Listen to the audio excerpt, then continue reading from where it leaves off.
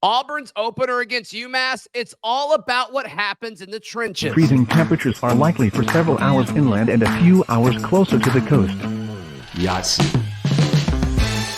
You are Locked On Auburn, your daily podcast on the Auburn Tigers. Part of the Locked On Podcast Network, your team every day. Yes, welcome on into Locked On Auburn, your daily Auburn Tigers podcast. I'm your host, Zac Blackerby. Thank you so much for making Locked On Auburn your first listen every single day. Joining us, as he does every Thursday, we got positive response by calling it Crain Kick Thursday. Jake Crain of Crain and Company hanging out with us. Football is back, brother. How excited are you? Scale of 1 to 10. Oh, God, 1,000. I don't know if I've ever been more excited about anything in my life. Please don't tell my wife that, though. No, that Crane Kick Thursday, I absolutely love that. That's you know me. I love good analogies, metaphors, and puns. So I absolutely love it. Yeah, let's kick people in the face with content and takes, Jake. Let's do it. I'll be the Bruce Lee of kicking people in the face with content. I'm okay with that. I support that wholeheartedly. All right, so looking at what's going to happen Saturday, I think we all believe Auburn will win. I think Auburn will win big. I don't want to put words in your mouth, but I bet you feel pretty confident about Saturday's outcome as well. As far as what we can take away from it, I think we've got to look at the trenches, Jake, on both sides of the football. Without a doubt. I mean, that's the engine that runs the car. That's the heart that runs the body. You know, that's going to determine how Auburn's season goes. And we've talked about this, Zach, the pass rush questions. You're hearing there maybe some questions about being able to stop the run, but that could mean, you know, the offensive line is obviously operating at a very high efficiency, which hasn't happened at Auburn in a long time. And listen, you know, I know the spread's gone down. I got it at UMass plus 37.5. That's a lot of points in general. But look, this UMass team is going to, I'm not going to say test Auburn, obviously, to the max, but it's good that Auburn gets a little bit of resistance early. You just don't want, you know, Mary Margaret of the blind and deaf coming in here week one, because you're really not going to know. And you want a little bit of a test before you go to Cal. Then you're going to get a bigger test when Cal comes in before you know, have one more game and then go to A&M. So that's a good thing. That's a good thing for a team early. And nobody should panic if Auburn goes down 3-0 or, you know, it doesn't look beautiful early. But when it comes to the offensive line and the defensive line, you're going to see if Auburn's able to move people. Now, listen, Don Brown and UMass had a bunch of insurance salesmen and accountants last year and finished with a top 10 defense. This dude's been doing this for, 300 years. He's older than Gandalf. So Massachusetts is going to have a good plan when they come in. Now, this is where that RPO offense and where you're able to kind of make people rob Peter to pay Paul or play you even, you can manipulate matchups. Auburn has better players than UMass. Now, the quarterback at UMass threw the ball a little bit better than what I thought, but make no mistake, UMass beat New Mexico State because New Mexico State turned the ball over 3 times and UMass scored 17 points off of it. If Auburn goes and turns the ball over and has a bunch of penalties, then UMass will be able to hang around for longer and longer and longer. But this isn't a game where I see Auburn winning 63-0. They're going to get a little bit of resistance, but you want to see balance. You want to see organization. You want to see guys getting after it up front. And I think we're going to find out a lot about this offensive line and their ability to move people and move the people they're supposed to move to be able to help Peyton Thorne in that RPO game out. Yeah, I think you think higher of this UMass team than I do, Jake. Just watching that game between UMass and New Mexico State, I thought New Mexico State was better at everything than UMass. They just turned the ball over 3 times, like you said, and scored 17 points off of that, and that was enough. That was enough to kind of seal the deal. But I think Auburn's offensive line is going to be able to do whatever they want against UMass's defensive front. I mean, I think it is a tremendous mismatch. And then on the other side of it, their pass rush rating numbers were looking pretty good if you look at PFF, with the exception of their center. And I just think that's going to be a major mismatch between Jason Jones and Justin Rogers and that poor kid. We'll certainly see what happens, but they didn't give up a sack last week, right? Can Auburn's pass rush get to Tyson Pumachan, which he looked pretty electric at times, but I think that's kind of it on their offense. So all in all, I mean, to me, it says more about the either side of Auburn's trenches if they don't consistently win the day versus if they do. Yeah, they should. Look, Auburn has better players at pretty much every position than UMass does. Make no mistake. Yeah. But UMass does have a quarterback that can extend the play. It's all about angles when you're pass rushing this guy. If you keep him in the pocket, he's going to make mistakes. What you can't do is let him wiggle out. You can't let him on 3rd and 8 slip one guy and go run for 9. UMass is going to use him in the run game as much as possible because when you're at a disadvantage or not, that evens the math out in the box. That's how you can truly get a hat on a hat in the quarterback run game. That's why a lot of people do it. But especially when you don't have as good a personnel, you want to try and make it as even as possible. So don't be shocked if you see a lot of quarterback run game early, if you see a lot of gadget plays. But when it comes down to the one-on-one battles, Auburn should win most of those. A lot of it is going to come down to Auburn's rush angle, not rushing too far past him, not rushing too far underneath him, not letting him break contain, and making them beat him with his arm. Because if he puts that ball in the air enough, this older secondary, this linebacker group that I think is going to be better in pass coverage than some people think will make him pay for it. Now, on the other side, Auburn should be able to move UMass. But what Don Brown's going to do, what he's going to try and do is confuse Auburn with multiple fronts. He's going to mess with angles. They're not afraid to backdoor things in the gap scheme run game, which is a dangerous game to play. It's a dangerous game to play, and it can be heroic or it can be tragic, depending on how it works out. But over time, gravity is gravity. You don't have to be Robert Oppenheimer to figure out that Auburn has better players than what UMass does. I still like the 30s. I mean, beating somebody by 40 points is not easy, especially with the new clock rules. I think UMass is going to try and keep it on the ground a lot. As I mentioned, try and run some clock, try and possess the ball. And we know Auburn's going to try and, set the tone and impose their will on UMass from a run standpoint to take a little pressure off Peyton Thorne and open stuff up in the pass game. Do you think Auburn's starting defense going up against Robbie Ashford consistently in fall camp helps with a matchup like this? Oh, yeah. Well, without a doubt. Well, you go back and look at that New Mexico State game. When New Mexico State put Eli Stowers in there, he ran up and down on you. They hit an 80-yard run on UMass pretty quickly, and then they put the Pavieto kid back in, which I don't understand. After the 2 successful drives, I don't know why Jerry Kill did that or why he got that tattoo, but that's a story for another day. But it's way too big. That tattoo is way huge. too big. Like, dude, I mean, I know you made a deal with them, but you didn't have to get like a billboard put on your arm. That's right. But when you look at Robbie Ashford, the skill set he brings from a speed standpoint, that's Pumachan is not Robbie Ashford from a speed. Right. He's more of a bigger kind of lumbering guy than he is fast. Once he gets going, but Auburn's defense should not be overwhelmed or surprised by the athleticism of the quarterback they're going up against this week. You need to cover the Simpson kid, though, the Arizona transfer. That's who he wants to go to. You take him away, you take them away. My second most important matchup on the show yesterday was Simpson, their kid out of the slot, versus Auburn's Keontae Scott. I can't wait to see how they use Keontae. Do they jam him at the line, which you don't always see from the nickel slot matchup, or do they kind of play him off ball? Because that's where he looked first, almost every passing play. Go ahead. He knows who their guy is. He knows who the guy is that can compete. And now you've got a game on tape of seeing the route combinations you use. And I mean, obviously, like you mentioned, you can't press somebody that's not on the ball. So if he's off the ball, which that's typically what you get at the slot, they're off the ball more times than not because typically they're littler guys. Now, Simpson's not, a gnome by any stretch of the imagination. He's not the biggest guy, but he's not the smallest guy.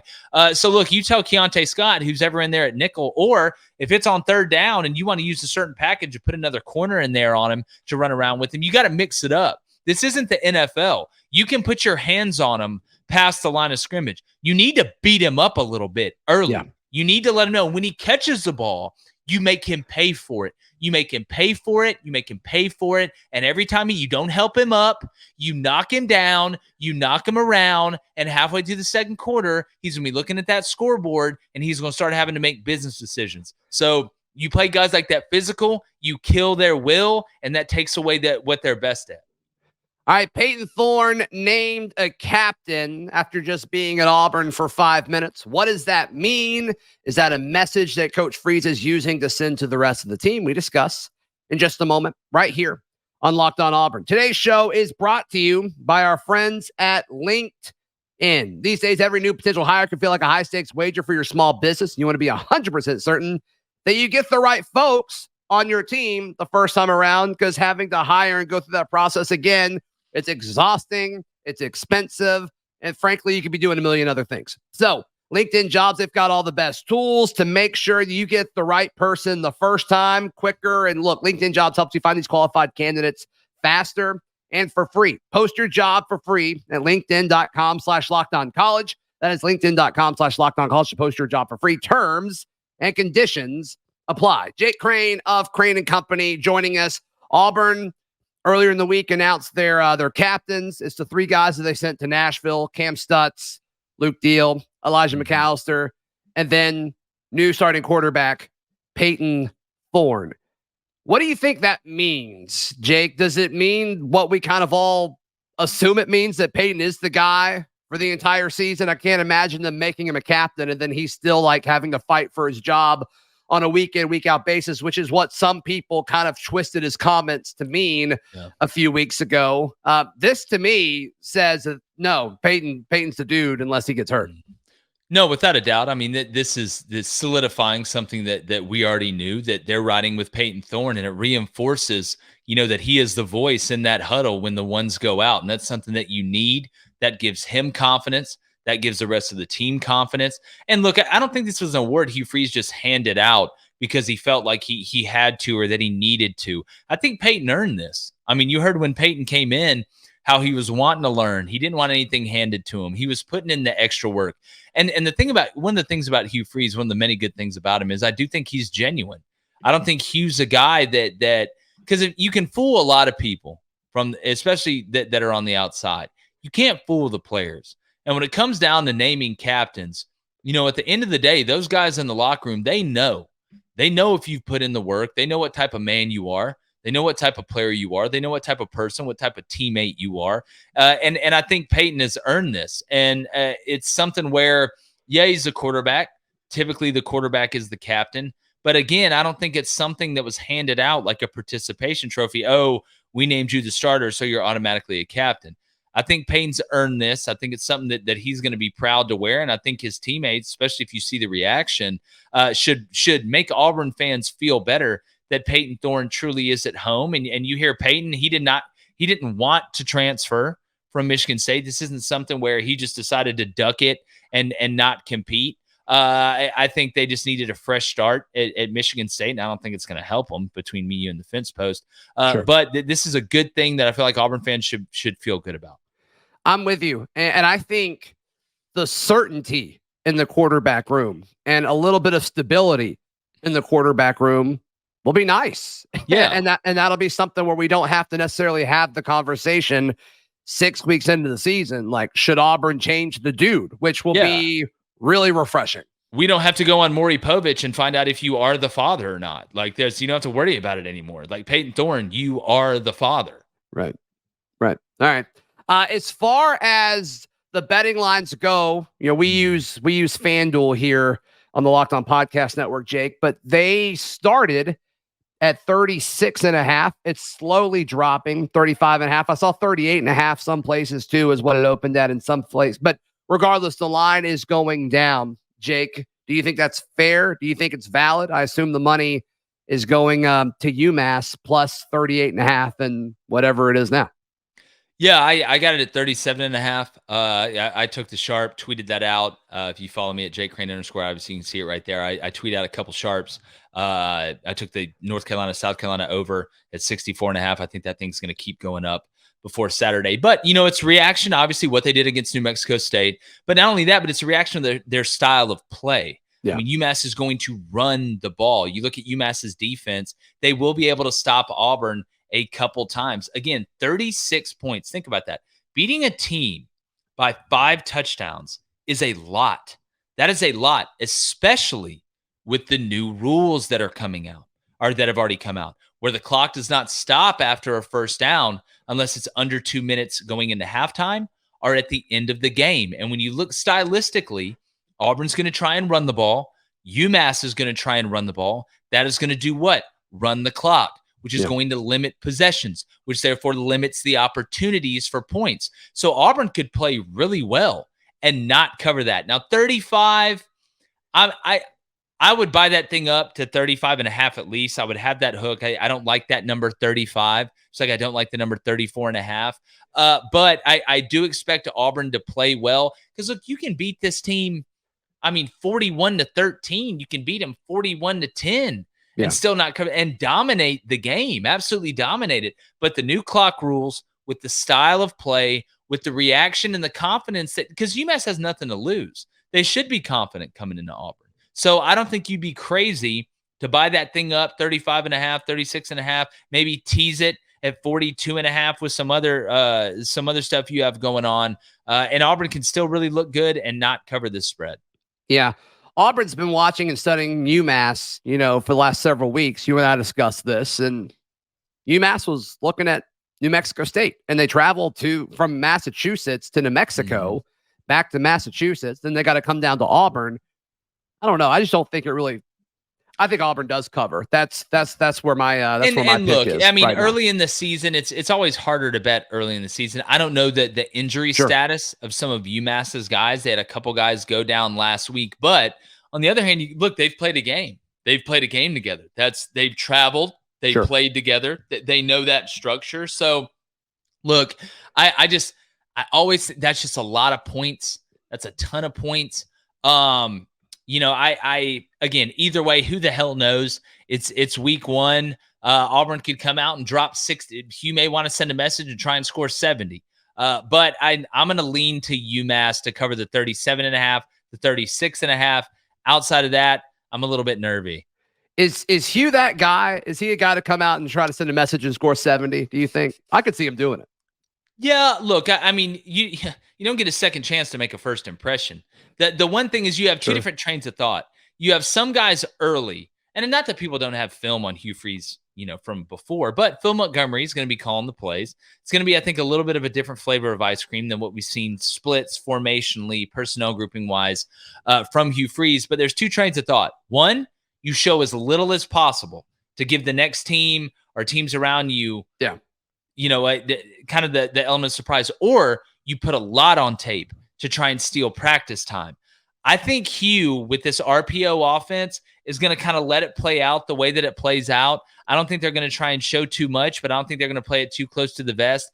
I think he wants to get a lot of guys playing time if possible. You always want to do. Auburn's not the deepest team in the world. I'm sure he would love to get that starting offensive line off the field about halfway through the third quarter to make sure they're ready and ripping to go for Cal and then down the stretch. Yeah, and just to circle back, you mentioned the play clock rules.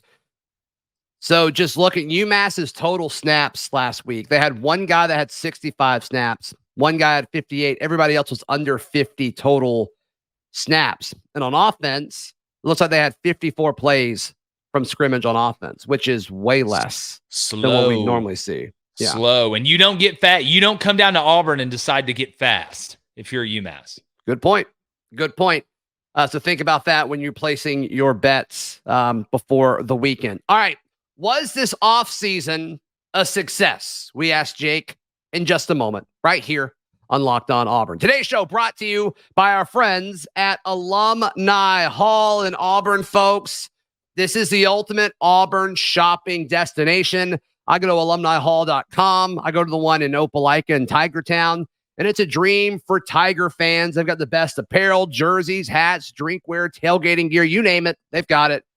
And you get rewarded for every dollar you spend with their Hall Pass rewards, which is great. I haven't cashed mine in yet, but I've saved them up. I'm sure I've got plenty up to this point. But if you're an Auburn student or faculty or military, you also get 10% off everything in store with an ID. So go check out Alumni Hall in Opelika, in Auburn, Huntsville, or of course, alumnihall.com. Shop Alumni Hall. It's where Tiger fans shop. Jake Crain of Crain and Company, our guest. Look, you've been in the coaching staff side of this before, Jake, and going into this first game, there becomes a point where it's like, okay, the hay's in the barn. We did our building in spring. We got ready for the season in fall, and now we've prepped everything that we can for UMass. Do you think this coaching staff now, looking back over the last 9 months since they've been here, do you think they turn around to look back and say, okay, I think this has been a success. I think we've done enough to compete in the SEC in 2023. Yes, I mean, look, you do all those crunches and push-ups during the winter. At some point during beach season, you got to take your shirt off. It's time now. And I think when this coaching staff looks back, from a wholesome standpoint, number one, and I don't want to jinx them, you avoided catastrophic injuries and the injury bug. You avoided that, which is huge. We see it happen to teams all the time. Sometimes it's out of your control. Sometimes it's not. You got a lot of momentum. Auburn is aligned behind each other. We've talked about that before. Look at the recruiting, the way that it's taken off.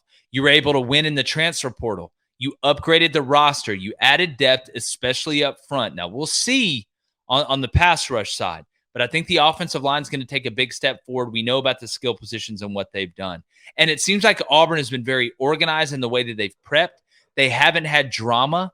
They haven't had controversy. You have a quarterback battle, but that's a controversy that's baked in. That's how it worked. You didn't have guys jumping ship after Robbie Ashford didn't win the job. It seems like everybody is bought in. So, yes, I think it has been a success. Hugh Freeze and them, it seems like the team has come together. It seems like they understand, they know who each other are. They aren't just guys that play on the same team. They're brothers that hang out with each other that just so happen to play football together. And, yeah, you've caught the breaks that you needed to catch. And look, is Auburn going to win the SEC West? I don't think so.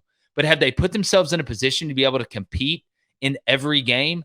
I think they have. And that's all you can ask for in year one in Hugh Freeze, because you're building not only the roster, not only the depth, but the culture. And that's what takes time. That takes the most time. The three pillars of winning: recruiting, development, and culture.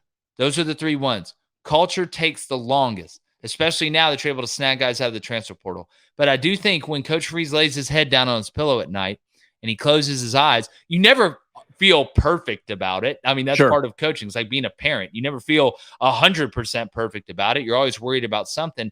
But you've done everything that you possibly can do to put Auburn in a situation to be able to go out there and put a good product for a fan base that's thirsting for it, in a league that loves it, in the greatest sport that God has ever graced us with. So, yes, I do think Auburn is in a position. They've had a successful offseason in all facets, and now it's time to strap it up and go get them.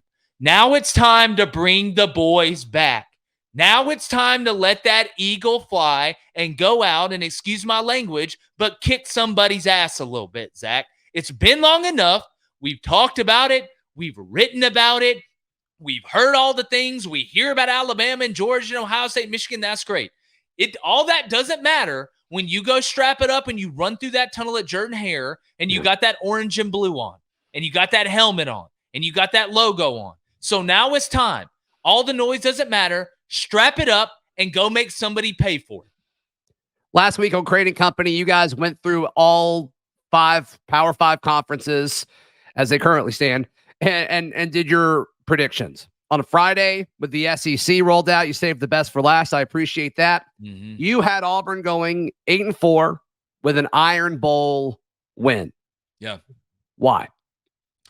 Well, look, hey, you got to catch breaks, right? On the injury front. Breaks just aren't recovering fumbles or having guys drop passes when they're wide open when you're on defense. But I look at the schedule. You look at the non-conference. You should, if you play the way that I think Auburn's going to play, sweep the non-conference. That's 4 right there. I think they beat both Mississippi schools at home. That's 6. Feel even better about picking them to beat Vanderbilt on the road now after watching Vandy outrush Hawaii, who's not exactly, a downhill running team by 4 yards. That's 7. So what gets you to 8? You either beat Texas A&M or Arkansas on the road. I don't think you're beating Georgia at home. The personnel is just too overwhelming. I mean, I don't know if Hugh Freeze knows magic or the dark arts or what, but that's what it's probably going to take.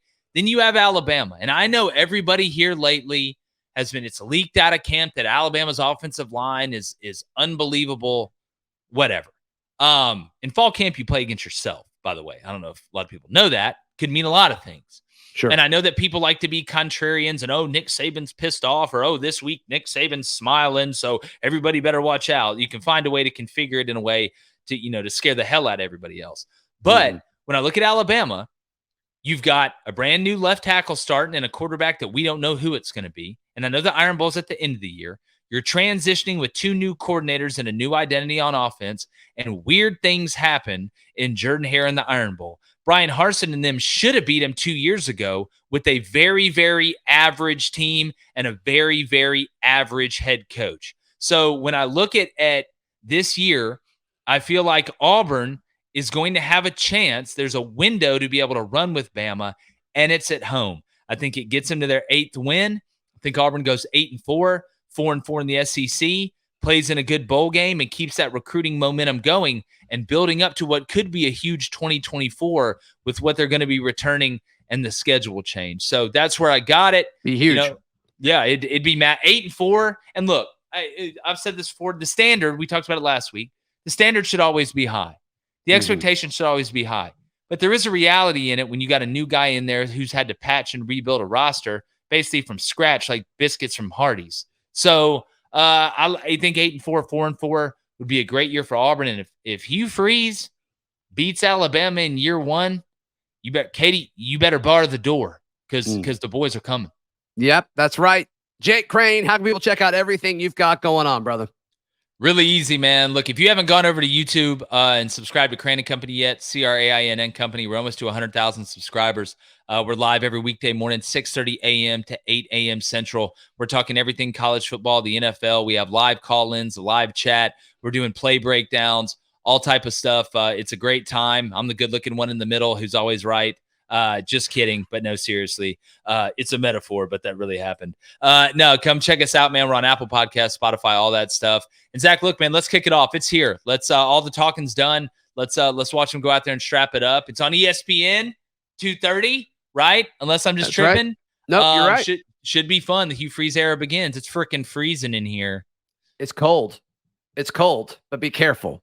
Be careful out there on the social medias if you say that. You can follow me on socials at Z Blackerby. Read all my written work at auburndaily.com, and we will see you tomorrow. This has been Locked On Auburn.